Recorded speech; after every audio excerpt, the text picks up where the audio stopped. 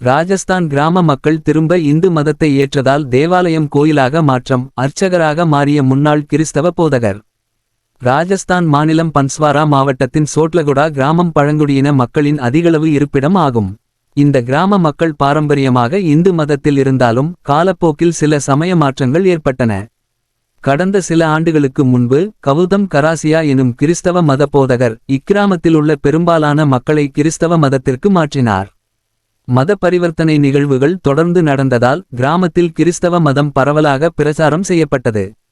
அந்த கால கட்டத்தில் கவுதம் கராசியா கிராமத்தில் தனது சொந்த நிலத்தில் ஒரு தேவாலயத்தை சர்ச் கட்டினார்.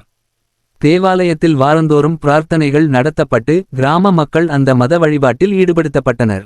இதனால் கிராமத்தின் மத பண்பாடு மாறத் தொடங்கியது. மீண்டும் இந்து மதத்திற்கு திரும்பிய கிராம மக்கள்.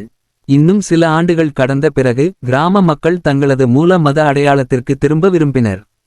அவர்கள் பாரம்பரியமாக பின்பற்றி வந்த இந்துமத வழிபாட்டு முறைகளை மீண்டும் ஏற்க தீர்மானித்தனர்.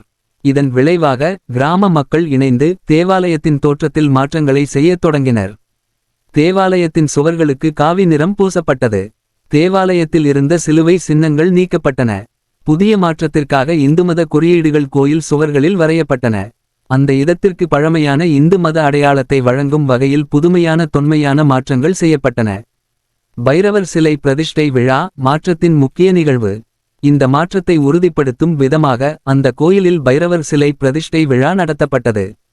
விழா நடைபெறும் முன்பாக பைரவர் சிலையை கிராம மக்கள் ஊர்வலமாக எடுத்துச் சென்றனர்.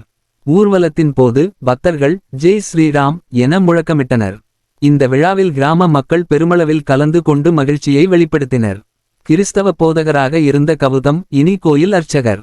இந்த மாற்றத்தின் முக்கிய அம்சமாக முன்னாள் கிறிஸ்தவ போதகர் கவுதம் கோயிலின் அர்ச்சகராக நியமிக்கப்பட்டார். இதுவரை கிறிஸ்தவ மதபோதகராக இருந்த அவர் இந்துமத சடங்குகளை ஏற்று கோயிலின் பூஜைகளை நடத்தப் போவதாக அறிவிக்கப்பட்டது. இது கிராம மக்களுக்கு மிகப்பெரிய மாற்றமாக அமைந்தது. பாதுகாப்பு ஏற்பாடுகள். இந்த மாற்றம் நடந்தபோது எந்தவிதமான சமூக தகராறு ஏற்படாதவாறு பலத்த போலீஸ் பாதுகாப்பு ஏற்பாடுகள் செய்யப்பட்டன. சோட்லகுடா கிராமம் முழுவதும் பாதுகாப்பு பலப்படுத்தப்பட்டு விழா அமைதியாக நடந்து முடிந்தது. இதே போன்ற சம்பவங்கள் ஐரோப்பிய நாடுகள் முழுவதும் நீண்ட காலமாக நடந்து வருகின்றன. இப்போது இந்தியாவில் தொடங்கிவிட்டதா? சபாஷ்!